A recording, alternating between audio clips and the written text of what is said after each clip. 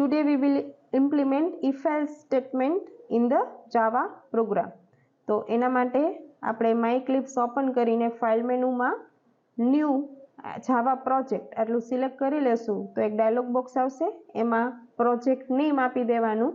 Default location નથી જોઈતું એટલે ચેકબોક્સ ડિસિલેક્ટ કરીને બ્રાઉઝ બટન ઉપર ક્લિક કરીને આપણે જે લોકેશન ઉપર સેવ કરવો છે એ લોકેશન સિલેક્ટ કરીને okay button and then after finish.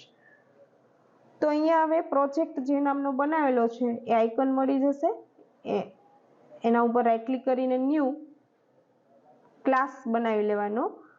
In this dialog box give the name of the class and select main method checkbox and click on finish. જેવું finish કરી લેશું એવું આપણને કોડિંગ એન્વાયરમેન્ટમાં હવે મળી જશે કોડિંગ એન્વાયરમેન્ટ અને ત્યાં આપણે હવે કોડિંગ કરી શકીશું. તો અહીંયા સિમ્પલ if else નો પ્રોગ્રામ છે એટલે લખી નાખ્યું કે if else સ્ટેટમેન્ટ. પણ અહીંયા એકચ્યુઅલી આપણે if else સ્ટેટમેન્ટથી શું કરવું છે તો કે કમ્પેર ટુ નંબર, બે નંબરને કમ્પેર કરવા છે. ઓકે, તો બે નંબરની કમ્પેરિઝન માટેનું સ્પેસિફિકેશન લખી દીધું. હવે આ જે બે નંબર કમ્પેર કરવા છે વેલ્યુ યુઝર પાસેથી આપણે લેવી છે. તો જ્યારે પણ જાવાની અંદર યુઝર પાસેથી વેલ્યુ ઇનપુટ કરાવી હોય ત્યારે એક સિસ્ટમ ડિફાઇન સ્કેનર ક્લાસ છે એનો યુઝ થશે અને એના માટે એક પેકેજ છે java.util. તો એ પેકેજ ઇમ્પોર્ટ કરવું પડશે. બરાબર, બીજી લેંગ્વેજમાં જે રીતે હેડર ફાઇલ હોય છે એમ જાવામાં પેકેજ હોય છે. તો પેકેજ ઇમ્પોર્ટ કરી લીધું અને બે વેલ્યુને સ્ટોર કરવા માટે બે વેરિયેબલ લઈ લીધા, ઇન્ટીજર a અને p. અને પછી આપણે સ્કેનર ક્લાસનો ઓબ્જેક્ટ બનાવવાનો થાય. તો scanner sc is equal to new scanner system.in. જે પણ કીબોર્ડથી આપણે ઇનપુટ કરીએ એ આ સ્કેનર ક્લાસના ઓબ્જેક્ટની અંદર ડિરેક્ટલી સ્ટોર થાય. રાઈટ, નાઉ યુઝર પાસેથી વેલ્યુ આપણે ઇનપુટ કરાવી છે તો યુઝરને કોન્સોલ ઉપર મેસેજ આપવો પડશે ને. તો એના માટે system.out.print અને અહીંયા મેસેજ લખી દઈએ એન્ટર નંબર 1. ઓકે, તો યુઝર જે કાંઈ ઇનપુટ કરશે એ વેલ્યુ હવે ક્યાં જશે? SC માં. ત્યાંથી રીડ કરીને આપણે એમાં સ્ટોર કરવી છે. તો a is equal to sc.nextInt. Integer number છે એટલે nextInt મેથડ યુઝ કરવાની થાય. According to the data type we can use this method. Okay, enter number 2.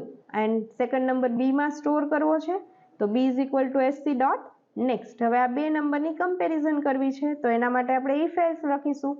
તો if a less than b, if a less than b or we can say greater than b, right? કોઈ પણ operator relational operator અહીંયા use કરી શકે. if a greater than b, જો આ condition true હોય તો આપણે શું પ્રિન્ટ કરવું છે તો કે a is large. ઓકે, અને આ કન્ડિશન સપોઝ ફોલ્સ છે તો આપણે શું પ્રિન્ટ કરીશું? b is large. તો એના માટે જ્યારે કન્ડિશન ફોલ્સ થાય એના માટેનો બ્લોક કયો છે? એલ્સ બ્લોક છે. ઓકે, ઇફની કન્ડિશન સાચી થશે તો ઇફ બ્લોક એક્ઝિક્યુટ થશે અને જો ઇફની સાથે આપેલી કન્ડિશન ફોલ્સ થશે તો એલ્સ બ્લોક એક્ઝિક્યુટ થશે. તો અહીંયા લખી દીધું b is large. હવે આ પ્રોગ્રામને આપણે એક્ઝિક્યુટ કરીએ અને યુઝર પાસેથી વેલ્યુ ઇનપુટ કરાવીએ. તો અહીંયા જુઓ યુઝર પાસેથી વેલ્યુ ઇનપુટ કરાવીએ છીએ 10 અને 20. તો આપણને મેસેજ મળી ગયો b is large કારણ કે 20 છે એ લાર્જ છે. હવે ફરીથી એક્ઝિક્યુટ કરીને આપણે કોઈ બીજી વેલ્યુ આપીએ. ફોર એક્ઝામ્પલ પહેલી વેલ્યુ 20 અને બીજી 10. તો આપણને આઉટપુટ મળી જાય છે a is large. બરાબર, તો આ રીતે આપણે if else સ્ટેટમેન્ટ છે એ જાવા પ્રોગ્રામમાં ઇમ્પ્લિમેન્ટ કરી શકીએ. Thank you.